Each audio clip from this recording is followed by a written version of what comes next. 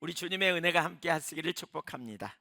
오늘 하나님을 떠나면 다른 사람이 된다, 이런 제목으로 말씀 나누도록 하겠습니다.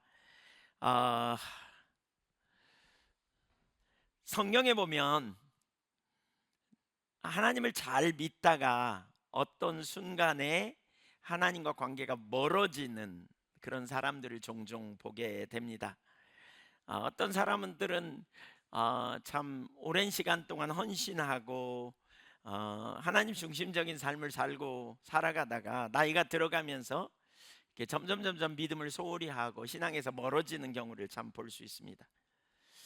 어, 무엇이 문제일까? 이런 생각을 저는 참 많이 합니다. 근데 우리가 기억해야 될 진짜 중요한 사실이 있어요. 그게 뭐냐면 우리 신앙은 하나님과 인격적 친밀한 관계성이라는 것이지요. 그러니까 어, 하나님은 우리와 인격적 지속적인 친밀한 관계를 원하십니다. 이 관계성이라는 말에 우리가 좀 염두에 두어야 돼요. 그러니까 우리는 사람들과 인격체이기 때문에 인격과 인격이 같이 있으면 관계를 맺습니다. 그 관계를 뭘로 통해서? 소통을 통해서 서로를 알게 되고 신뢰하고. 근데 어떤 관계는요, 잠깐 만났다가 헤어지는 관계도 있습니다. 그러나 어떤 관계는 지속적으로 함께 해야 될 관계가 있죠. 예를 들면 결혼한 부부는 일생 동안 함께 하려고 결혼하잖아요. 그러니까 그 친밀한 관계가 되어지고 이 관계가 자라가야 돼요. 처음 결혼했다 할지라도 두 사람이 아웅다웅 다투기도 하고 문제도 생기고 어려움도 오잖아요. 근데 이걸 극복하지 못하면 결국 친밀한 교제 가운데 깊이 자라지 못하게 되죠. 하나님이 원하시는 관계, 원하시는 우리와의 관계는 인격적 관계예요. 그래서 언약을 맺으십니다. 하나님은 언약을 맺으세요. 그러니까 먼저 이 관계의 시작은 우리로부터 시작된 게 아니고 하나님으로부터 시작했어요. 하나님이 그걸 은혜라 그러잖아요. 먼저 우리를 부르시고 은혜 아래 우리를 붙들어 주시고 우리에게 영원한 생명을 얻도록 인도해 주시는 것이 하나님의 크신 은혜지요. 그렇죠? 그래서 이 은혜 가운데 맺어진 관계가 점점 자라가야 돼요. 근데 참 중요한 게 있어요. 뭐냐면 인격적 친밀한 관계성에서 하나님이 먼저 우리를 어마어마하게 사랑하셨다는 거죠. 예. 어마어마하게 사랑하셨다는 거. 그러니까 우리는 잘 알기도 전에 하나님이 우리를 사랑하시죠. 여기 우리 오늘 그 아이가 와가지고 오늘 축복기도 했는데 이 아이가 자라는 과정에 부모의 어마어마한 사랑을 받잖아요. 그런 것처럼 우리가 거듭나고 구원받는 과정에 하나님의 어마어마한 사랑을 받고 그 친밀한 은혜와 보살핌 속에서 우리가 하나님을 알게 되고 하나님과 온전한 관계성으로 나가게 되잖아요. 점점. 그렇죠? 그러니까 어, 그 하나님과의 친밀한 관계에서 우리가 반드시 염두에 둬야 될 게 하나님의 인격체고 우리를 인격으로 인격 그 하나님의 형상을 닮은 인격체로 창조하셨으며 우리와 인격적 관계를 맺으려고 하시되 먼저 어마어마한 은혜를 우리에게 부으셨다는 거예요. 그래서 우리가 하나님을 사실 잘 몰라요. 근데 예수님이 이렇게 말씀했죠. 나를 본 자는 아버지를 보았거늘, 그러잖아요. 그래서 우리는 복음서에 나오는 예수님의 말씀 또 예수님의 행동을 통해서 하나님이 누구인지, 인격체이신 하나님이 우리를 향한 그 의도가 무엇인지 우리가 잘 알 수 있는데요. 그 중에 한 부분은 이거잖아요. 누가복음 15장의 탕자의 비유. 그 아들이 집을 떠났어. 관계를 깨버리고 갔어요. 근데 뭐예요? 기다리시는 아버지죠. 그러니까 오래 기다리잖아요. 그냥 그 천륜으로 끊을 수 없는 관계로 소개하면서 정말 얼마나 자녀가 돌아오기를 그렇게 오랫동안 기다립니까? 마음을 아파하며 그렇게 열심히 기다리시는 분이 하늘 아버지죠. 뭘 위해서요? 친밀한 관계 회복을 위해서 그렇게 기다리시는 아버지. 또 누가복음 15장에 보면 왜 예수님은 그 잃은 양 한 마리를 찾기 위해 99마리의 양을 두고 한 마리를 찾기 위해 모든 곳을 찾아 헤매시는 선한 목자, 헤맨 선한 목자로 하늘 아버지를 소개하고 있죠. 그러니까 우리를 향한 그분의 관심, 여러분 어떤지 보이세요? 예. 우리가 주님과의 온전한 관계 가운데 있기를 원하시는, 우리를 먼저 사랑하시고 우리를 택하시고 우리를 자녀 삼으시기 위해 하나님과 우리 사이에 막힌 죄의 문제를 해결하기 위해 독생자를 아끼지 않고 내놓으셔서 우리를 구원해 놓으신 하나님의 놀라운 사랑, 놀라운 은혜, 이게 이제 우리 가운데 인식되면 얼마나 중요한지 몰라요. 성령의 9가지 열매가 사실 하나님의 성품인 거 아세요? 사랑, 희락, 화평, 오래 참음, 자비, 양선, 충성, 온유, 절제. 하나님 매우 친절하시고 우리를 오래 참으시고 기다려 주시고 사랑으로 섬겨 주시고, 이 사랑을 유비적으로 알 수 있는 한 가지는 부모가 자녀를 사랑하는 사랑이 그 유비적으로 우리가 알 수 있는 거죠. 그러나 그보다 훨씬 더 완전한 하나님의 사랑, 자비, 긍휼, 은혜, 그렇죠? 우리를 향하신, 너희가 악할지라도 자식에게 좋은 걸 줄 알거든, 이런 표현을 하잖아요. 하늘 아버지는 오직 하겠냐, 뭐 이렇게 표현하죠. 예, 완전하신 하늘 아버지의 사랑, 자비, 긍휼, 그렇게 사랑하신 하나님이 우리에게 인격적 친밀한 관계를 원하신다는 거예요. 인격적 친밀한 관계, 우리가 하나님을 사랑하기를 원하고, 또 이 관계성에 있어서 되게 중요한 것은 소통하는 거죠. 소통. 우리가 그분의 음성을, 말씀을 듣고, 여러분 관계성에서 되게 중요한 게 이 서로 소통하는 거잖아요. 여러분이 누군가에게 말했는데 안 들어봐요. 예, 얼마나 속상해요. 예, 계속 안 들어봐요. 관계 깨지는 거죠. 예, 나를 무시하는 것처럼 느껴지고, 뭐 부부간에 그러지 않아요? 예, 그러니까 이 관계성에서 점점 깊어져 가야 되는 거죠. 그러니까 우리가 인격적인 주님을 만나고 그 주님의 사랑을 알고 주님을 의지하는 가운데 우리가 주님께 더 깊이 헌신하고 또 주님의 뜻을 쫓아 살겠다고 하다가 길을 잃어버려. 그 열정이 있었는데 싹 돌아가 버리는 이유가 뭐냐면 인격적 친밀한 관계성의 의미를 놓쳐서 그래요. 관계는 시간이 갈수록 깊어져야 되잖아요. 그렇죠? 처음에는 몰라. 그러니까 부부가 결혼해도 막 자기 생각대로 자기 뜻대로 하면 상대편이 상처받는지도 모르고 막 말도 하고 막 이러면서 문제가 생기지만, 시간이 지나면서 친밀한 사랑의 관계가 되면 이해하고 받아주고 포용하고 그러면 시간이 지나면서 더 깊어지잖아요. 더 깊어져요. 우리가 일생 동안 이 친밀한 관계 가운데 있어야 될 이유가 있어요. 왜냐하면 요한계시록 21장 3절 4절에 보면 우리가 그날에 하늘나라에 우리가 가면, 예, 하나님의 장막이 있고 우리가 하나님이 우리와 함께 하신대요. 계속 함께 하세요. 그래서 다시는 눈물이 없고 아픈 것이나 슬픈 것도 없는, 죽는 것도 없는, 그래서 그날에 영원히 살 거거든요. 그러니까 이 땅에서 계속 친밀함을, 우리가 주님과의 친밀한 인격적 관계성 안에서 자라가는 일이 필요해요. 한때 되게, 근데 이걸 잘 모르니까 어떤 사람은 한때 은혜 받고 엄청 내가 헌신했다가 시간이 지나면서 그냥 언제 그랬냐 이렇게 살아가는 사람들이 결코 적지 않아요. 성경에 그런 사람들 이야기가 많이 나오더라고요. 출애굽하던 이스라엘 백성들이 어마어마한 은혜를 받았지만 얼마 안 가서 하나님과 상관없이 막 가잖아요. 엘리 제사장은 어떻고요? 사울은 또 어떻나요? 솔로몬 어마어마한 은혜를 받고 또 엄청나게 하나님 앞에 친밀한 교제 가운데 있었지만 어떤 순간 그 관계가 깨지면서 하나님과 상관없는 길을 막 걸어가잖아요. 오늘 본문의 아사 임금도 바로 그런 사람이에요. 뭐가 문제인가? 왜 어떤 때는 그렇게 하나님과 사랑의 관계에 있다가 어떤 시간이 지나면서 점점 엉뚱한 길로 가버리는 이유가 뭔가? 인격적 친밀한 관계성 을 하나님이 원하신다는 사실을 놓치면 우리가 쏜살같이 그런 자리로 가게 돼요. 여러분 주님과의 관계에 계속 잘하고 있습니까? 아니면 옛날에는 친했는데 지금은 안 친합니까? 어떻습니까, 여러분? 날이 갈수록 우리는 점점 새로워져야 되잖아요. 요즘은 상당히 심각해가지고 부부관계도 뭐 살다가 어느 만큼 힘들면 그냥 헤어집시다 뭐 우리 이렇게 자주 하기도 하고, 심지어 조론합자 조론 뭐 이렇게 하잖아요. 근데 하나님과 우리와의 관계는 조론의 관계도 아니고요, 뭐 살다가 헤어져서 되는 관계도 아니에요. 일생 동안 우리가 주님 의지하고 그분은 일생 동안 우리를 사랑하시고 일생 동안 우리를 유하시는 분이세요. 창세기 12장에 아브라함도 보세요. 하나님이 아브라함에게 본토 친척 아비집을 떠나 내가 내게 지시할 땅으로 가라. 그리하면 내가 복의 근원이 되겠고 사람들이 너를 인하여 축복을 받을 것이다. 이렇게 말했어요. 그랬더니 인격적 관계 안에서 그 말을 듣고 아브라함이 자기의 삶을 조정해서 순종해 갔잖아요. 그랬더니 하나님이 그를 통해서 이스라엘의 조상이 되잖아요. 조상이 되게 하잖아요. 예, 인격적 사랑의 관계, 이걸 염두에 둬야 돼요. 이걸.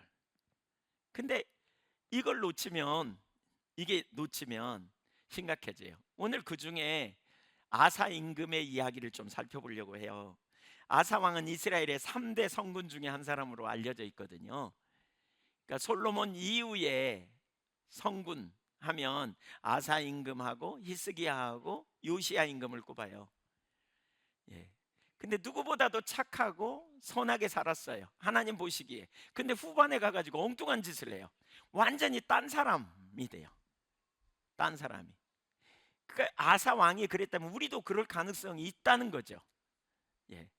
지금 제가 미리 말했지만 뭐가 문제냐면, 하나님과 지속적인 인격적 관계성이라는 걸 놓치면 우리가 과거에 은혜 받은 것 가지고 우려먹으려고 그래. 과거에 내가 헌신했으니까 이제 이 다음은 뭐 난 천국 갈 거고 당연히 뭐 이렇게 생각하면서 신앙생활 하기가 얼마나 쉬운지 몰라요. 근데 그게 아니에요, 전혀. 우선 보시죠. 첫째, 아사왕, 젊은 날의 아사왕. 젊은 날의 아성을 보면 철저히 하나님의 사람이었어요. 그의 여러 가지 행적이 있지만 세 가지로 요약할 수 있어요. 첫째, 그 밑에 작은 첫째, 종교개혁을 통해 하나님을 찾았습니다. 아사는 왕이 되자마자 종교개혁을 하기 시작합니다. 그리고 하나님을 집중해서 찾게, 자신이 찾을 뿐만 아니라 이스라엘 전체를 하나님 찾도록 인도합니다.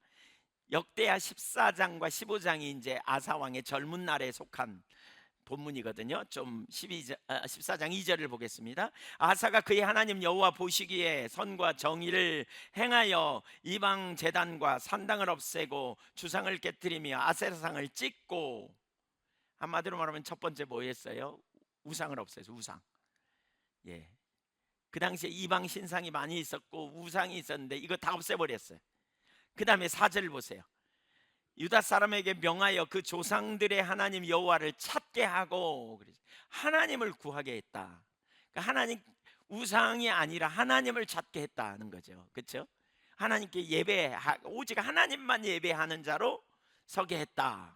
이게 두 번째예요. 세 번째는 그의 율법과 명령을 행하게 하고 그랬잖아요. 여기 그의 명령과 율법을 행하게 했다는 말은 말씀을 따라 살게 했다, 그 말입니다. 그러니까 아사가 왕이 돼가지고 젊은 날에 한 첫 번째는 그 백성들로 하나님을 찾게 했어요. 그리고 하나님 말씀을 따라 살도록 이렇게 격려했어요. 우상을 제하고. 세 가지 종교개혁이죠. 그 결과 하나님이 평강을 주시는 경험을 하게 됩니다. 전쟁이 없는. 역대하 14장 6절 봅니다. 여호와께서 아사에게 평안을 주셨으므로 그 땅이 평안하여 여러 해 싸움이 없는지라 그가 견고한 성읍들을 유다에 건축하니라. 예, 평안을 주셨어요. 평안을. 여러분, 하나님을 찾으면 하나님이 함께 하시고 하나님이 우리에게 샬롬이 되셔서 평강이 넘치는 삶이 될 줄로 믿습니다.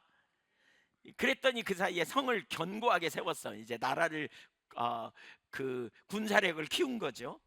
네. 근데 그러니까 이 구절에서 우리가 봐야 될 게, 거기 6절을 보면 전 참 재밌어요. 여호와께서 아사에게 평안을 주셨으므로 평안했다 그러잖아요. 여러분 평안하세요 혹시? 예. 왜 평안하세요? 믿음의 사람은요, 그 평안을 해석하되 하나님으로부터 해석할 수 있어요. 여러분이 돈을 많이 벌었어요? 믿음의 사람은 하나님이 내게 축복하셨다 이렇게 말해요. 근데 믿음이 없는 사람은 뭐라 그러냐? 내가 재수가 좋았어, 운때가 맞았어, 뭐 이렇게 얘기해요. 아니면 내가 좀 능력이 있잖아, 뭐 이러면서 자기에게 영광을. 그런 의미에서 본다면 이 아사 임금은 대단히 겸손한 사람이고 대단히 하나님을 경외하는, 높이는 그런 사람이었던 것을 볼 수 있어요. 예, 그러니까 정말 그렇죠. 그래서 7절을 보세요. 믿음으로 이런 고백을 해요. 같이 읽어보죠. 아사가 일찍이 유다 사람에게 이르되 우리가 우리 하나님 여호와를 찾았으므로 이 땅이 아직 우리 앞에 있나니 우리가 이 성읍들을 건축하고 그 주위에 성곽과 망대와 문과 빗장을 만들자. 우리가 주를 찾았으므로 주께서 우리 사방에 평안을 주셨느니라 하고 이에 그들이 성읍을 형통하게 하셨더라. 여기 이 구절을 보면서 저는 아사 왕은 하나님이 생명이라는 것을 알았구나. 하나님이 자신들의 생사를 주관하시는 분, 바꿔 말하면 이런 얘기예요. 자신들의 생사가 하나님 손에 달려 있다는 걸 알았구나. 이걸 볼 수 있어요. 왜냐하면 거기 7절 보면 이렇게 말하거든요. 우리 하나님 여호와를 찾았으므로 이 땅이 아직 우리 앞에 있다. 그래서 우리가 주를 찾았으므로 주께서 우리에게 사방에 평안을 주셨다. 결국은 이걸 아는 게 되게 중요합니다. 또 한 가지, 여러분 우리 신앙에 절 보세요. 눈을 동그랗게 뜨고 저를 보세요. 우리 신앙의 진짜 중요한 요소 중에 하나는요, 하나님이 생명이심을 아는 게 중요해요. 근데 다 안다고 말해요. 근데 이런 관점으로 좀 이해해 봐야 돼요. 그러니까 현대어 번역 신명기 30장 20절 현대어 번역에 보면 이런 표현이 있어요. 그러니까 우리 번역은 뭐라 그러냐면 그가 너의 생명이요 내 장수다 이렇게 표현하고 있잖아요. 현대어 번역은 너의 생명과 너의 장수가 하나님 손에 달려 있음을 알라 이렇게 말하고 있어요. 한번 따라서 보세요. 내 생명이 하나님 손에 있다. 내 생사가 하나님 손에 있다. 그러니까 하나님 손에 있어. 이걸 진짜 안다면 하나님 찾겠죠. 아사 왕이 왜 하나님 찾았는지, 왜 그 하나님께 맡겼는지, 그의 신앙은 지금 제대로 된 신앙입니다. 생사가 하나님 손에 있어. 이걸 아는 사람은 이걸 아는 사람은요 여러 가지를 설명할 수 있지만 이거 하나만 제대로 알아도 무슨 일이 벌어지냐면 하나님을 찾겠죠. 왜? 내 생사가 주님 손에 있으니까. 그렇죠? 문제가 있어도 낙심하거나 좌절하지 않겠죠. 왜? 생사가 이 문제에 있는 게 아니고 누구 손에 있으니까? 하나님 손에 있으니까. 그렇죠? 그래서 이 사람은 문제 속에서 코 빠지고 낙심하거나 좌절하지 않아요. 생명 대신 주님을 의지하기 때문에. 그러니까 아사 임금은 제대로 된 신앙을 가지고 있어요. 지금 하나님을 찾았다. 왜? 내 생사가, 우리의 생사가, 나라의 흥왕 성세가 하나님 손에 있다. 이걸 알았어요. 그래서 하나님께 맡긴 거예요. 그가 군사력을 세우려고 노력을 했어요. 그럼에도 불구하고 이 전쟁의 승패, 이 능력이 하나님 손에 있다. 생명이 하나님 손에 있다. 이걸 알았기 때문에 하나님을 집중해서 찾고 하나님이 안 기뻐하는 삶에서 돌아서고 하나님의 길을 따라가는 이 일을 행했다는 거예요. 아사 임금의 믿음이 좋아요, 안 좋아요? 바른 신앙이에요, 나쁜 신앙이에요? 바른 신앙이에요. 아니, 대답 안 하세요? 네, 바른 신앙 맞죠? 네, 고맙습니다. 첫 번째, 두 번째 아사의 젊은 날의 신앙 두 번째는 전쟁의 순간에도 하나님만 의지했습니다. 아사 왕의 군대는 58만 명이에요. 58만 명. 그런데 구스왕 세라가 두 배나 되는 군사 100만 명을 이끌고 쳐들어왔어요. 그뿐만 아니라 전차가 300승. 그러니까 오늘날로 말하면 탱크 300대가 가지고 몰고 온 거예요. 그러니까 바로 그런 순간이 전쟁이 일어나자 그가 이제 군사들을 일으켜 가지고 전쟁하러 나갑니다. 근데 나갔지만 한편으로 그는 그 적군 앞에서 하나님만 의지하는 기도를 행하는 걸 볼 수 있습니다. 14장 11절 읽어보겠습니다. 같이. 아사가 그의 하나님 여호와께 부르짖어 이르되 여호와여, 힘이 강한 자와 약한 자 사이에는 주밖에 도와줄 리가 없사오니 우리 하나님 여호와여, 우리를 도우소서.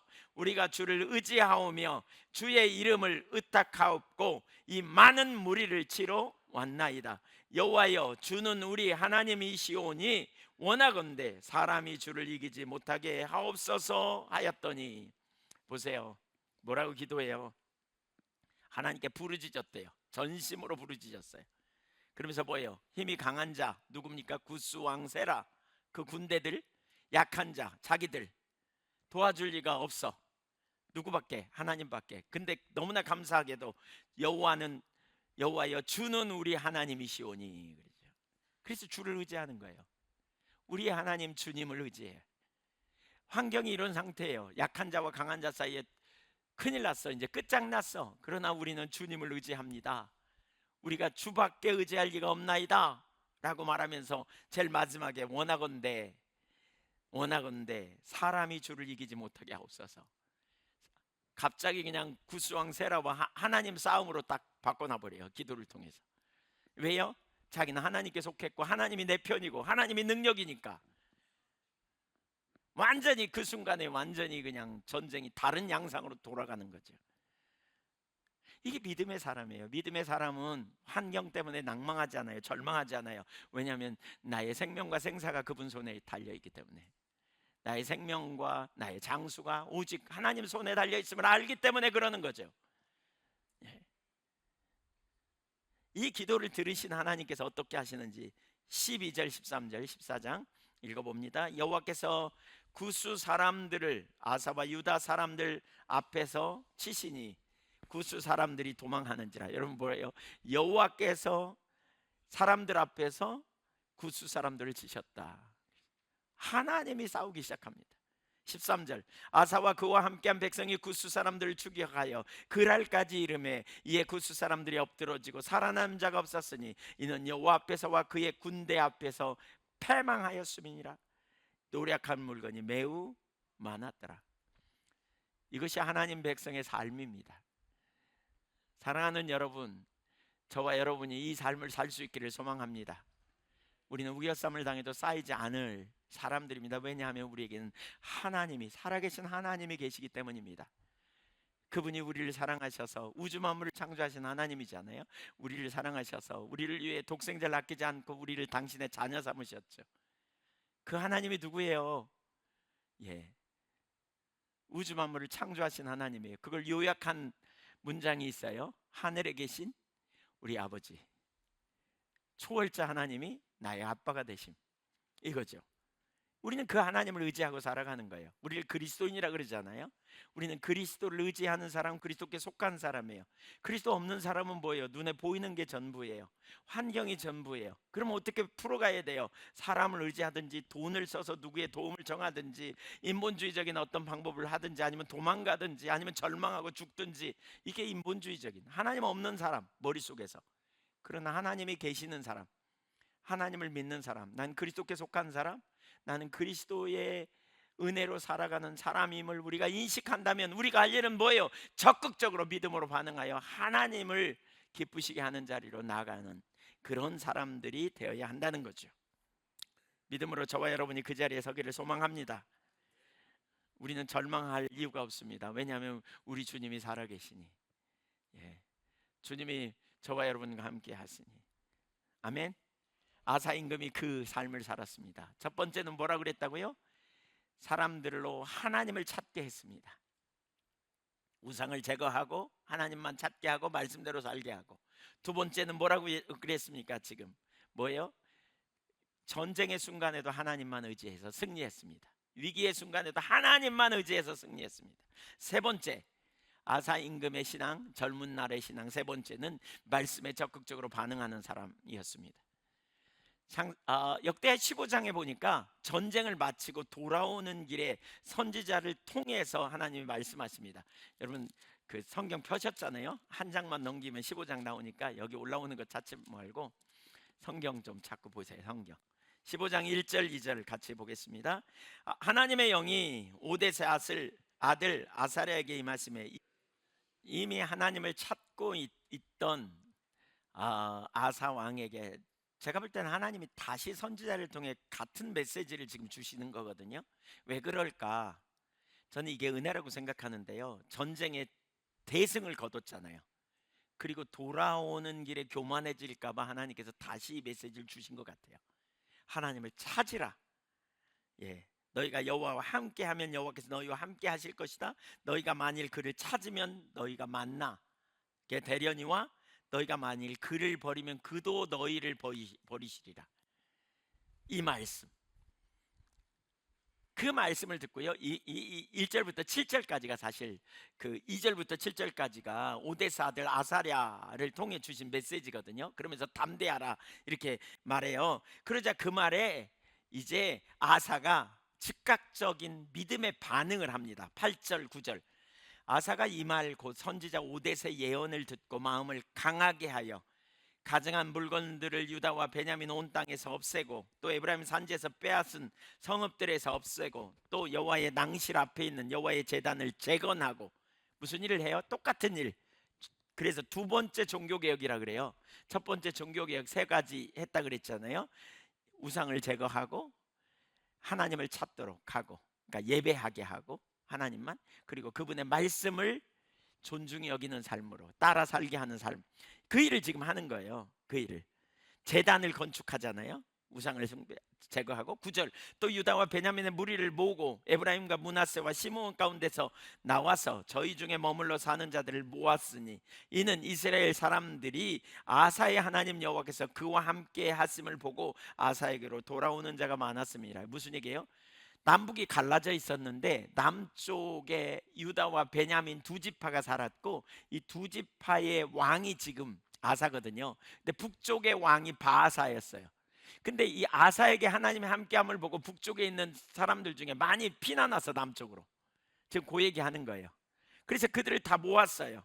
그러면서 12절에 뭐라고 말하는지 보세요. 또 마음을 다하고 목숨을 다하여 조상들의 하나님 여호와를 찾기로 언약하고 이스라엘 하나님 여호와를 찾지 아니하는 자는 대소 남녀를 막론하고 죽이는 것이 마땅하다 하고 무리가 큰 소리로 외치며 피리와 나팔을 불어 여호와께 맹세하매 온 유다가 이 맹세를 기뻐한지라. 무리가 마음을 다하여 맹세하고 뜻을 다하여 여호와를 찾았으므로 여호와께서도 그들을 만나 주시고 그들의 사방에 평안을 주셨더라.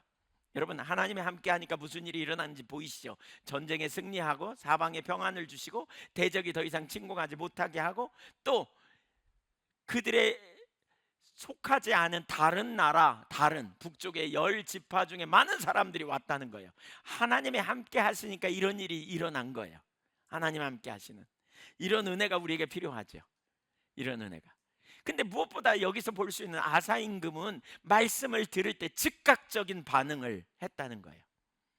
이걸 보면 분명히 알 수 있는 한 가지가 있어요. 그게 뭐냐면 아사는 매우 하나님을 존중히 여기는 자리에 지금 있는 거예요. 우리가 염두에 둬야 될 사실이 있어요, 여러분. 예. 뭐냐? 제가 하나님은 인격적 관계를 원하신다 그랬잖아요. 인격적 관계에서 가장 중요한 걸 꼽으라고 한다면 저는 그 중에 하나가 상대편을 존중히 여기는 거라고 생각해요. 인격적 관계는. 그 존중히 여기는 것의 태도 중에 핵심은 뭐냐? 그 말을 잘 듣는 거예요. 말을 듣고 따라가는 거죠. 그래서 모세 오경을 인격적 관계성의 기초에서 제가 최근에 더 읽으면서 선명하게 이게 보이더라고요. 하나님 줄기차게 말씀하시고 그 백성이 그 말씀을 존중히 여기고 따라오도록 하나님께서 초청하시는 거예요. 예. 여러분, 부부간에 한번 생각해 보세요. 아내나 남편이 내가 하는 말을 절대로 안 들어. 그럼 관계가 좋아요? 깨져요? 대답해 보세요. 좋아요? 깨져요? 좋을 리가 없죠. 절대. 하나님과 우리와의 관계도 마찬가지예요. 좋아지지 않아요. 인격적 관계는 실제적 관계고 생생한 관계예요. 매 순간마다 주님과 동행하는 가운데 실제적이고 생생한 교제라고 할 수 있어요. 오늘날 우리 신앙이 상당히 왜곡된 부분 중에 하나가 신앙을 종교적 몇 가지 행위를 지키는 것으로 오해하는 경우가 되게 많아요. 그러니까 하나님이 누군지, 인격체이신 하나님이 누군지 잘 모르면 그냥 신앙생활을 몇 가지 행위를 잘 지키면, 예배드리고 봉사하고 교인의 의무 잘 지키면 신앙생활 아무 문제 없다고 생각하는 경우가 많아요. 그걸 뭐라 그러냐? 종교적 행위 몇 가지 하는 거예요. 그거 종교적 행위가 아니라 하나님은 우리를 원하고 인격적 교제 안에 있기를 원해요. 그분이 먼저 우리를 사랑하셨어요. 여러분의 자녀가 여러분이 여러분의 자녀에 대해 특별한 마음을 쏟잖아요. 근데 자녀가 그냥 몇 가지 의무만 지키고 마음은 없고 그냥 필요한 순간에 와서 하고 그냥 그 어떤 의무만 지키지 마음이 없다면 얼마나 여러분 마음이 아픕니까? 그 관계가 깨진 거죠. 그걸. 인격적 관계는 그 이상이에요. 하나님과의 친밀한 사랑의 관계예요. 저는 개인적으로 이게 깨달아지면서 예배도 달라졌어요. 내가 하나님의 예배를 통해서 우리를 만나기 원하는데 그 인격체이신 하나님 앞에 우리가 어떤 태도로 예배해야 되는지 생각해 보세요. 어떤 마음 가지고 고백하고, 하나님이 내게 주시는 말씀을 들을 때 우리는 어떤 태도로 들어야 돼요? 사무엘상 12장 9절에 10절에 우리 자주 나눈 이야기 있죠. 하나님께서 나단 선지자를 보내 가지고 그런 말씀을 하시잖아요. 하나님이 나단 선지자를 보내서 네가 어찌하여 내 말을 없인 여기고 우리 아연의 밧세바를 범하고 그 남편을 죽였냐? 우리 아연의 밧세바를 범하고 그 남편을 죽인 것을 내 말을 없인 여겼다, 이렇게 말하거든요, 9절에서. 근데 10절에서 뭐라 그러냐? 어찌하여 네가 나를 없인 여기냐? 그러면서 똑같은 얘기를 해요. 우리 아이 안에 밧세바를 범하고 그 남편을 죽였냐? 똑같은 말씀을 하세요. 한번 따라서 보세요. 하나님의 말씀을 없인 여기는 것은 하나님을 없인 여기는 거다. 그렇다면 바꿔서 하나님을 존중히 여기는 것은 그분의 말씀을 존중히 여기는 거다. 사무엘상 2장 30절에 나는 나를 존중히 여기는 자를 존중히 여기고 멸시하는 자를 내가 경멸하리라 그랬잖아요. 하나님 존중히 여기는 게 뭐예요? 인격적 관계 안에서 그분의 말씀에 민감하게 우리가 반응하는 거예요. 여러분, 주일날 설교를 하나님의 말씀이라 그러잖아요. 하나님의 말씀이라면 성령의 조명으로 내게 깨닫게 하시고 알게 하심이 하나님의 말씀이죠. 근데 그걸 듣고 무시하고 듣고 무시하고 듣고 무시하면 여러분 하나님과 관계 분명히 깨집니다. 하나님이 오늘 설교를 통해서 나에게 이런 부분을 깨닫게 하셨어. 여러분, 깨닫게 하신 것이 하나님과 만남이거든요. 하나님이 내게 주신 말씀이라면 우리는 그때 그 말씀을 무게감을 가지고 기억해야 돼요. 그리고 그 말씀을 자꾸 말씀 앞에 대면하고, 안 되면 징징대고 은혜를 구하고, 하나님 저에게 능력을 부어달라고 구하고, 제가 그렇게 정말 살고 싶은데 정말 잘 안 돼요, 저에게 새 힘을 부어주세요, 이렇게 적극적으로 믿음으로 구하고 나아가는 자리를 서야 되는 거죠. 인격적 관계 안에 있으면 이것이 참 신앙인의 자세죠. 말씀을 듣되 즉각적인 반응, 그 말씀의 즉각적인 반응으로 순종하는 것이고 또 하나님을 존중히 여기는 삶. 이게 아사 왕의 젊은 시절에 세 가지 특징이었어요. 하나는 뭐라고요? 그는 하나님을 찾는 사람이었다. 찾게 했다, 다른 사람에게. 두 번째는 뭐였어요? 예, 그는 전쟁의 순간에도 하나님만 의지했다. 어려운 순간에도 눈에 보이는 환경이 아니라 환경 너머에 계신 주님을 의지하는 사람이었고, 하나님의 생명인 줄 알았기 때문에 어떤 순간에도 주시는 상황, 환경이 하나님이 주신 축복이고 또 하나님이 필요한 분이시라는 걸 분명히 알았다. 세 번째, 그는 말씀에 순종하는 사람이었다. 즉각적인 반응했다. 말씀을 하나님의 말씀으로 받아들이고 순종하는 자리에 있었다라고 할 수 있어요. 그런데 그는 인생 전반기 혹은 상당히 오랜 기간 동안 이렇게 살았던 것 같아요. 근데 그의 인생 말년에, 그가 40년 동안 왕노릇 하거든요. 35년이 지나면서, 왕노릇 한 지 35년이 지나면서 어떤 사건이 생기니까 그는 전혀 다른 사람이 돼버립니다. 이제 인생 후반기를 살펴볼 건데 완전히 다른 사람이 돼요. 예. 두 번째, 하나님을 떠난 노년의 그 아사. 이렇게 놀라운 은혜를 받은 아사가 원숙한 나이가 되고 그리고 평강을 누리는 시대를 쭉 보내면서 신앙을 잃어버립니다. 하나님 중심적이었던 삶에서 자기 중심으로 돌아가 버립니다. 그렇게 되니 이전과 완전히 다른 사람, 다른 반응을 볼 수 있어요. 저는 하나님이 우리와 친밀한 교제 안에 동행하기를 원하시는 것이 하나님의 의도라고 확신해요. 뭐 성경에 여러 곳에서 말하고 있으니까. 근데 되게 중요한 게 뭐냐면, 한번 따라 주세요. 하나님은 지속적으로 동행하기 원하신다. 근데 지속적이라는 말을 의미를 기억해야 돼. 지속적으로. 동행했다가 말았다. 동행했다가 말았다. 은혜 받았다가 뭔가 좀 하나님을 잘 모르면 그렇게 한다니까요. 은혜 받으면 막 마음이 뜨거우니까 불 속에라도 들어가서 막 이번에 청년회 은혜 받고 막 주님 뜻대로 살기로 결단하는 우리 청년들 제가 다 봤어요. 예, 봤어. 좀 이따 없어질지 않을까 염려가 돼. 막 이렇게 보니까 열심히 막 헌신하고 있어. 네.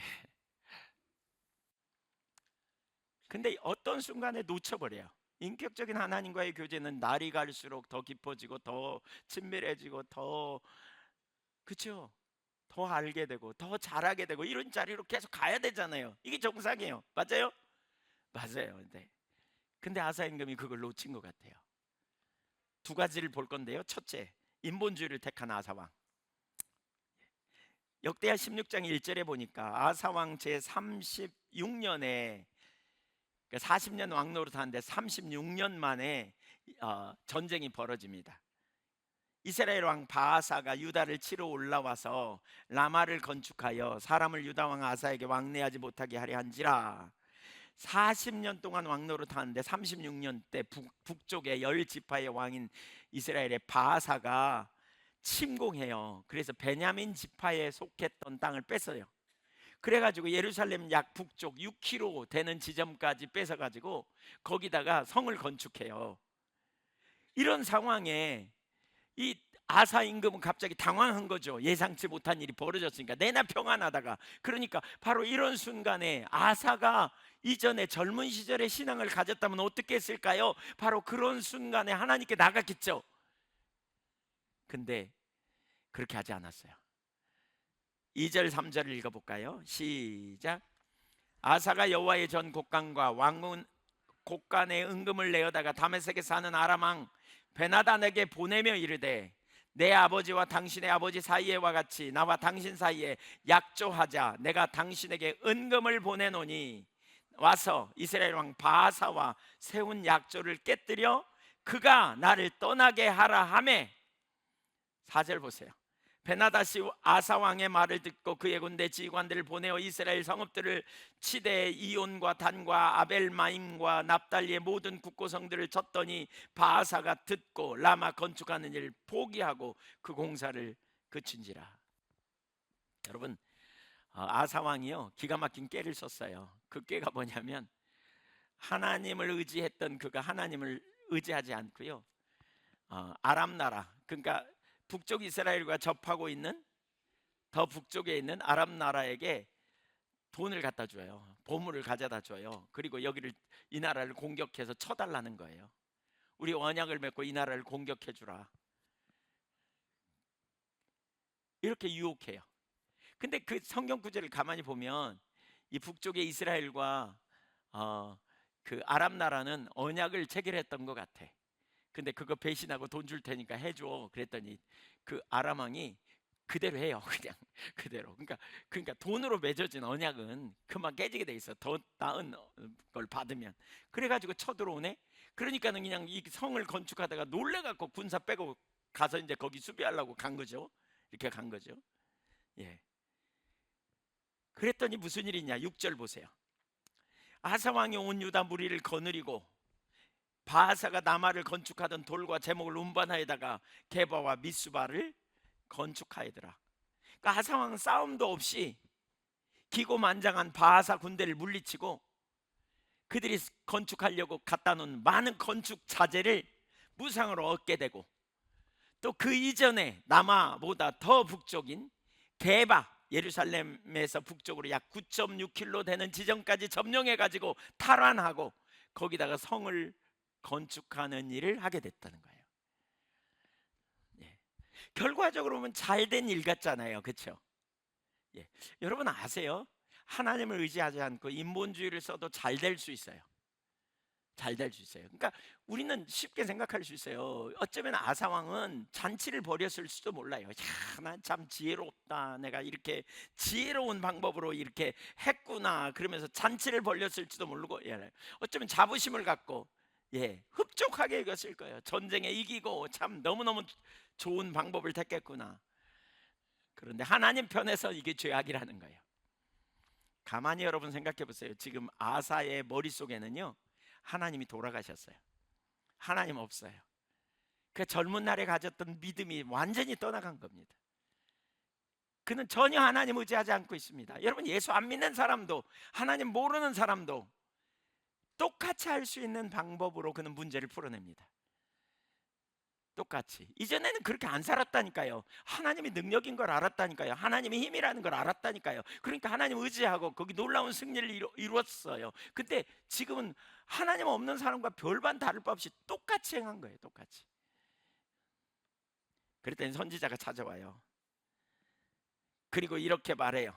분위기를 깨뜨리는 말. 한마디로 말하면 뭐냐? 이런 거예요. 왕이여, 당신 성공했다고 생각합니까?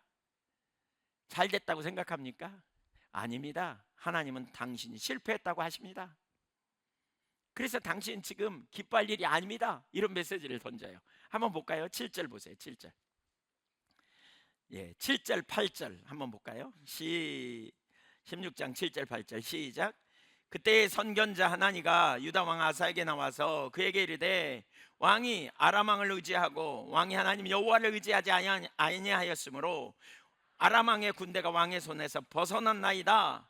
구스 사람과 눌 사람의 군대가 크지 아니하며 말과 병거가 심히 많지 아니하더이까. 그러나 왕이 여호와를 의지하였으므로 여호와께서 왕의 손에 넘기셨나이다. 지금 무슨 얘기예요? 왕이 심각한 잘못을 범했습니다. 하나님의 아람 나라의 그 베나닷, 그 나라도 하나님이 아사 왕에게 넘기셨습니다. 바꿔 말하면 하나님의 통치하에 있고 저들로 침공 못하게 하셨고 저들을 꼼짝 못하게 하신 분이 하나님입니다. 그러니까 저들은 의지할 대상이 아니고 저들은 너희가 정복할 대상인데 왜 저들을 의지했습니까? 이렇게 얘기하면서, 이렇게 말하면서 과거를 상기시키는 거죠. 옛날에 젊었을 때 구스가 쳐들어왔을 때, 구스왕 세라가 쳐들어왔을 때 그때 얼마나 강했습니까? 그때 왕이 겸손하게 하나님을 의지하니까 하나님이 놀랍게 승리케 하시지 않았습니까? 근데 지금 왜 그랬습니까? 이렇게 말하는 거죠. 이렇게 말하는 거예요. 핵심 요지는 뭐예요? 인본주의적인 행동으로 인하여 심각한 결과를 가져오게 됐다는 거예요. 그는 지금 모습을 보면 전혀 이전의 모습을 찾아볼 수도 없어요. 예수 안 믿는 사람과 똑같이 문제를 해결하려고 접근해요. 아니, 옛날을 간증을 되게 많이 하는데 현재 일을 처리하는 거 보면 인본주의적인 방법으로 처리하고 인본주의적인 방법으로 해결하려는 그런 태도를 가진 모습들을 우리는 흔히 볼 수 있어요. 아사 임금처럼. 이건 정말 심각한 거죠. 뭐가 문제인지 돌아봐야 돼요. 예, 왜 그럴까요? 뭐가 문제일까요? 아사 왕의 인본주의가 안타까운 까닭은 과거에 그가 하나님을 의지함으로 승리했던 경험이 있기 때문에 더 안타까운 거죠. 그걸 말씀하는 거예요. 과거에도 안 그랬고 지금도 그랬다면 앞으로 가능성이 더 있어 보이잖아요.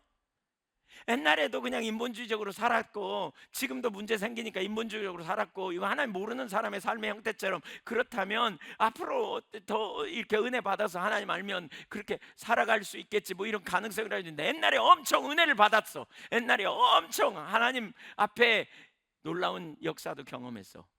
근데 그의 인생 말년이 돼갖고는 지금은 하나님의 방식, 하나님을 의지한 것도 다 사라져버린 거예요. 뭐가 문제일까요? 여기 뭐가 문제일까요? 여러분, 뭐가 문제일까? 이 의문을 찾아야 돼요. 스스로 돌아보세요. 여러분 어떠신지요? 여러분의 어떤 삶의 영역에서 하나님이 여러분의 삶에, 여러분의 믿는 신앙이 여러분의 삶에 하나도 도움 안 되는 영역이 혹시 있지 않은지요?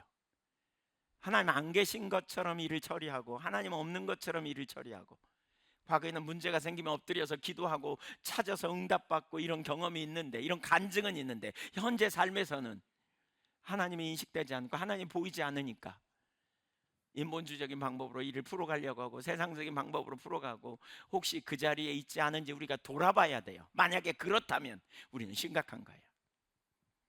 무엇이 문제인지 우리는 살펴야 돼요. 우리가 만약 그 자리에 있다면 이전보다 더 많이 잘해야 된다고 생각해요. 맞죠? 신앙적으로도 더 성숙이 필요한데 왜 후퇴했을까요? 왜 길을 잃어버렸을까요? 이거 매우 심각해요.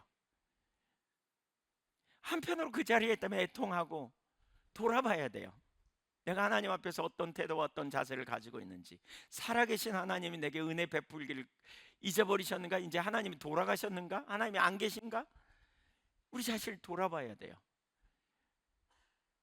심각하게. 두 번째, 아사왕의 말년 두 번째, 말씀을 존중히 여기지 못합니다. 아사왕은 말씀을 존중히 여기지 못합니다. 앞에서 우리가 아사왕의 특징 중에 하나가 뭐예요? 말씀을 존중히 여기고 즉각적으로 반응했다 그랬습니다. 근데 지금 말씀을 존중히 여기지 못합니다. 16장 9절 10절을 연속해서 같이 읽어보겠습니다. 16장 9절 10절. 여호와의 눈은 온 땅을 두루 감찰하사 전심으로 자기에게 향하는 자들을 위하여 능력을 베푸시나니 이 일은 왕이 망령 때에 행하였은즉 이후부터는 왕에게 전쟁이 있으리이다 하매 아사가 노하여 선견자를 옥에 가두었으니 이는 그의 말에 크게 노하였음이며 그때 아사가 또 백성 중에서 몇 사람을 학대하였더라. 보세요. 선지자가 와가지고요 바른 말을 해요. 선지자가 어려운 게 이거예요. 어려운 게 이거예요. 하나님이 주시면 그 말씀을 전하되 사람들의 마음에 맞는 메시지를 전하면 쉬워요. 또 마음이 준비된 사람에게 메시지를 전하는 건 아주 쉬워요. 근데 마음이 강팍한 사람에게 말씀을 전하면요 성질냅니다. 자기 중심으로 돌아가면 말씀이 어려워 보여요. 그리고 자기 중심으로 돌아가면 하나님의 말씀으로 안 들려요. 자기 중심으로 돌아가면 나를 판단하는가? 이런 생각이 들어요. 잔소리로 들려요. 이쯤 되면 심각해지는 거예요. 그래서 어떻게 했다고요? 과거에 하나님 말씀을 듣자 겸손하게 행했던 그가 지금 어떻게 했다고요? 성질을 냈대요. 성질을 냈어. 그리고는 선견자를 옥에 가두었어. 감옥에 가두었어. 그런 다음에 뭐라 그랬어요? 크게 노하여서 백성 중에 몇 사람을 학대했대. 아마 그랬던 것 같아. 선지자가 하는 말에 동조하는 사람들이 있었던 것 같아요. 선지자가 맞아요, 우리가 잘못한 것 같아요. 왕이시여, 우리가 여기 그 선택이 올바르지 않은 것 같습니다. 뭐 이랬던 사람들까지 몽땅 잡아가지고 갔다가 감옥에 가뒀다 이렇게 말하고 있어요. 이 원어의 뜻, 감옥이라는 옥이라는 원어의 뜻은 떨게 하는 것, 고문장소 이런 의미가 있어요. 어쩌면 선지자를 핍박하고 고문했는 그러한 일도 하지 않았나 싶어요.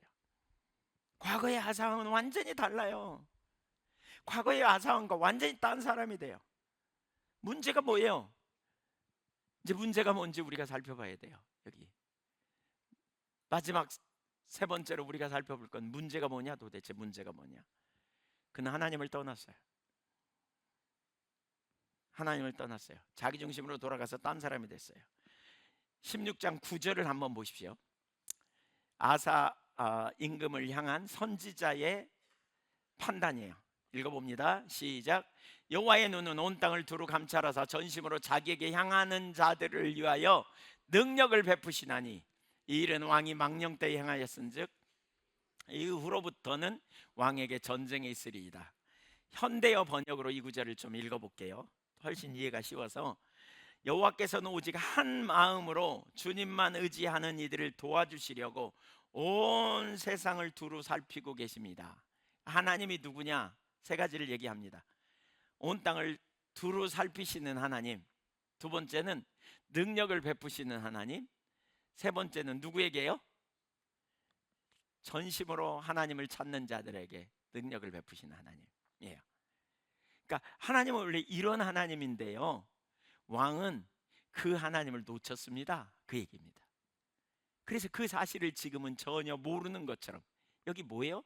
그 생각 속에 이 하나님이 없어요. 그 사실을 다 잊어버렸어. 망각해버렸어. 하나님을 놓쳐버렸어. 그렇게 처신했어. 예. 그래서 뭐예요?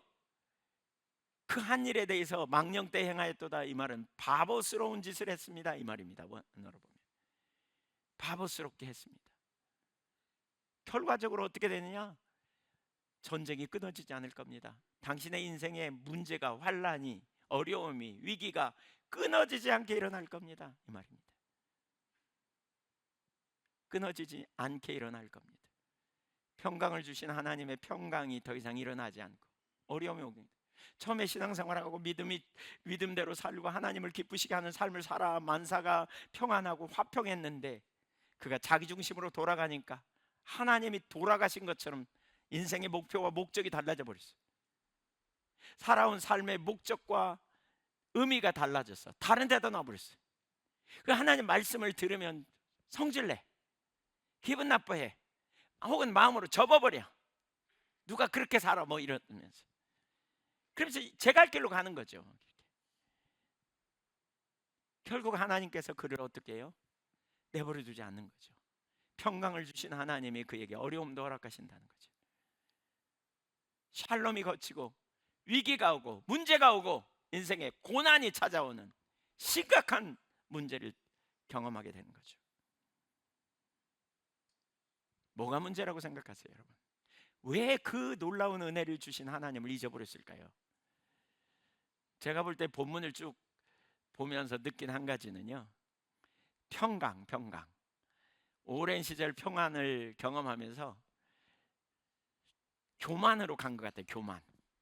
이 교만의 특징이 있죠. 교만의 특징이 있어요. 교만하면요, 자기를 본다 그랬잖아요.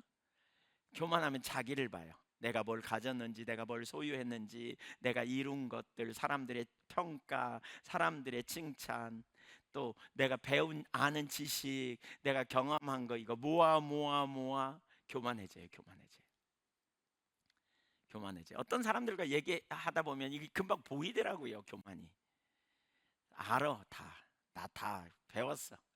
심지어 제가 이번에 뉴에버워시 캠프 우리 갔잖아요. 중고등학생들 중에서도 계속 같은 오다 보니까 웬만한 설교는 다 알아, 이런 태도로 애들이 듣고 있는 걸 제가 알았어요. 다 알아 이렇게. 알아. 삶의 실제는 이만큼도 안 되면서 알아 그래요. 우리가요, 어린아이도 교만이 있어요. 작은 아이들도. 그 나이에 무슨 교만할까 싶지만 초등학생들도 교만, 중고등학생들도 교만이 있다니까요. 마음이 교만해져요. 높아져요. 안다고 생각해요. 자부심을 가져요. 자기에게 집중한다 그래서 자기에게. 이게 육신을 의지하는 거거든요. 바울의 용어로 말하면 육신을 의지하는 것.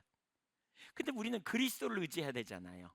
바꿔 말하면 겸손한 자는 그리스도에게 항상 초점이 가고, 겸손한 자는 나를 보는 대신 나를 보지만 내 안에 답이 없음을 알기 때문에 누구를 봐요? 예수님을 의지해요. 하나님을 의지해요. 그래서 겸손한 자의 특징, 제가 최근에도 나눴지만 교만한 자와 겸손한 자의 차이가 있는데, 겸손한 자의 대표적인 특징은 뭐냐? 하나님 앞에 나갈 때 내가 어린아이처럼 나가는 거예요. 젖된 아이가 엄마 품에 있음처럼, 엄마의 품을 사모하는 것처럼, 시편 131편에 말하는 것처럼 항상 하나님 앞에. 젖을 땐 아이가 엄마가 없으면 못 살잖아요. 엄마를 사모하고 찾는 것처럼 그렇게 나가는 거예요. 은혜를 구하고 임재를 갈망하고 사모하고. 천국은 어린아이 같은 자의 것이다 라고 그랬죠. 바로 이 겸손함이 우리에게 필요해요. 아마 잘 모르지만, 그 내용을 정확히 나와 있지 않으니까 잘 모르지만 유추해 보면 아사 임금은 전쟁에 승리했고 하나님이 함께 하시고 놀라운 역사가 일어났고, 막 북쪽에 이스라엘 사람들이 막 남쪽에 하나님이 함께 하니까 막 사람들이 모였어. 막 오늘날로 말하면 교회가 부흥한 거야. 막 잘 나가. 그러니까 우리는 뭐가 된 것 같고 막 아무 문제 없고 이러다 보니까 슬그머니, 그러면서 하나님 안 찾으니까 슬그머니 자기 중심으로 가지 않았나 싶어요. 이게 시간이 길어지면요, 위기의 순간 주님을 찾는 대신 눈에 보이는 환경을 의지하기 시작합니다. 안 믿는 사람과 똑같이 돼버려요. 길을 잃어버려요. 영적인 소경이 돼요. 교회를 오래 다녔어도, 여러분 습관처럼 오래 다녔어도 인격적인 주님과 생생한 교제 가운데 믿음으로 반응하는 삶이 실제가 되지 않으면 우리는 하나님 안 계신 것처럼, 하나님 없는 것처럼 하잖아요. 윤리적으로 조금 뭐 몇 가지 해보려고 하고. 그렇죠. 여러분, 신앙은 인격적인 하나님께 대한 도리적 반응이 우리의 신앙이잖아요. 그러니까 하나님, 살아계신 하나님 앞에 믿음으로 반응하는 삶이 되어져야 돼요. 이게 안 되면 안 돼요. 우리가 왜 이런 표현하죠? 인격적인 주님, 인격적으로 주님 만났어? 못 만났어? 그러잖아요. 이게 뭐예요? 하나님의 인격체신데 그분을 만난 경험이 있냐 없냐 이거죠. 전 모태신앙이었어요. 누누이 나누지만 제가 군대 갔다 올 때까지 인격체 되신 주님을 못 만났어요. 교회는 안 빠졌어요. 왜? 어렸을 때부터 습관이 돼서 부모님의 보내심을 받아갖고 교회 가야 친구도 있고 교회 가야 다 대화도 통하고 교회 안 다니는 친구가 제 주변에는 거의 없었으니까요. 그러니까 친구들하고 어울리려면 교회 가야 돼. 그렇지만 인격체 되신 주님을 못 만나니까 그냥 교회 가지만 말씀도 잘 안 들리고요. 교회 가지만 설교가 하나님 말씀이라고 여긴 적이 거의 한 번도 없었던 것 같고요. 찬양하면서 진지하게 하나님 앞에 찬양한다, 예배 시간에 찬양한다, 이런 개념 하나도 없었어요. 그냥 의무감 지키는 걸로 왔다 갔다 했던 것 같아요. 근데 인격체 되신 주님을 만난 이후에 제 삶이 바뀌었어요. 그때도 뭔가 좀 많이 바뀌었지만 잘 몰랐던 것 같아요. 인격적 친밀한 교제가 뭔지 잘 몰랐던 것 같아요. 근데 인격적 친밀한 교제가 뭔지 알게 되니까, 왜 여러분 자녀를 사랑하잖아요. 사랑하죠. 뭐든지 주고 싶고 함께 하고 싶고 그러잖아요. 예. 전 그게 하나님의 마음이라는 걸 좀 알게 되는 것 같아요. 하나님의 마음. 성경을 보면 하나님이 그런 분이시잖아요. 예. 그리고 동시에 뭐예요? 자녀가 나와 상의하고 자녀가 나와게 묻고 좋은 관계성 안에 있기를 원하는 그런 마음이 있잖아요. 부모님들 대답하세요. 맞아요? 네, 그렇죠? 하나님의 마음이 그와 같지 않겠는가라는 생각이, 이게 깨달아지면서 예배도 달라지더라고요. 하나님 앞에 찬양 그냥 불러 제끼는 게 아니야. 살아계신 하나님을 향해 내가 믿음으로 하나님을 예배하는 거예요. 그분 살아계세요. 눈에 보이지 않지만 살아계세요. 그분이 말씀하세요, 우리에게. 근데 어찌 내가, 아니 제가 제 아들에게 말했는데 제 아들이 우습게 여기고 절대 안 먹으면 되게 기분 나쁠 것 같아요. 그걸 생각하니까 하나님의 말씀을 어떻게 내가 받아들여야 되는지. 그분은 생명인데 왜 실패했을까? 잠언 16장 18절에 보면 교만은 패망의 선봉이요 거만한 마음은 넘어짐의 앞잡이니라 라고 말하고 있어요. 사랑하는 여러분, 설교를 마치면서 나의 믿음은, 나의 신앙은 어떤지 좀 돌아보면 좋겠습니다. 하나님과 인격적 친밀한 사랑의 관계는 매번 새로워져야 돼요. 그분은 살아계세요. 신실하세요. 능치 못함이 없는 완전한 하나님. 우리 아버지들 대답해 보세요. 아빠들, 여러분 자녀를 사랑해요? 하나님은 여러분을 그의 비할 데 없이 사랑하시는 하나님이세요. 그리고 인격적 친밀한 관계를 갖자라고 초청해요. 우리가 인격적 친밀한 사랑의 관계를 갖자고 초청하세요. 그 관계성 안에 있을 때 우리는 하나님을 온전히 예배하고, 그 관계성 안에 있을 때 하나님을 경험으로 알게 되고 하나님과 지속적인 친밀한 교제 가운데서 승리할 수 있다는 거예요. 지속적인 교제. 그랬다 말았다가 아니고요. 우리가 중간에 길을 잃어버렸다면, 혹시 중간에 길을 잃어버렸다면, 저는 길을 잃을 가능성이 되게 많아요. 오늘날 이 시대에 많은 사람들이 종교적으로 신앙생활해요. 샤머니즘적, 성경이 말하는 하나님이 누군지 잘 몰라요. 교회 와서 하나님 누구냐고 물어본 사람 거의 못 봤어요. 제가 많은 목사님들한테 질문해 봤어요. 하나님 누구냐고 물어봤냐고. 모른다고. 근데 안 물어본다고. 근데 하나님 안다고 생각해요. 왜냐하면 우린 다 하나님 알잖아요. 하나님이 보호하사 우리나라 만세. 그러니까 샤머니즘적 세계관, 또는 영어로 God 그러면 하나님을 그들은 God이라고 불러요. 근데 서구적 사람들이 생각하는 신의 개념은 뭐냐? 관념 속에 갇혀 있는 인격체가 아니에요. 합리적인 세계관에 기초한, 또 그런 세계관을 가지고 성경을 보면 성경이 하나님 문자에 갇혀 계시는, 그냥 문자를 깨달으면 하나님을 안다고 착각하는 인격적 실제적인 관계, 어느 곳에 있든지 나를 아시고 어느 곳에 있든지 나와 함께 계시고 어느 곳에 갔든지, 시편 139편 기자가 말하는 것처럼 지구 끝에 가서 거할지라도 거기도 계시고 나의 길과 눕는 것과 행위를 익히 아시는 좋으신 하나님, 나를 너무너무 사랑하시는 하나님, 그 하나님이 나와 사랑의 관계를 갖자고 우리를 초청하시고, 그래서 예배를 통해서 하나님을 우리가 만나는, 말씀을 듣는, 그리고 우리가 인격적 교제 가운데 있는 이 관점으로 성경을 읽어보세요, 여러분. 제가 최근에 이 관점으로 모세오경을 읽으면서 너무나 선명하게 보이더라고요. 인격적 친밀한 교제 안에 있는. 그래서 우리가 계속하면서 자라가요, 신앙이. 하나님 승리하는 저와 여러분이 되기를 소망합니다.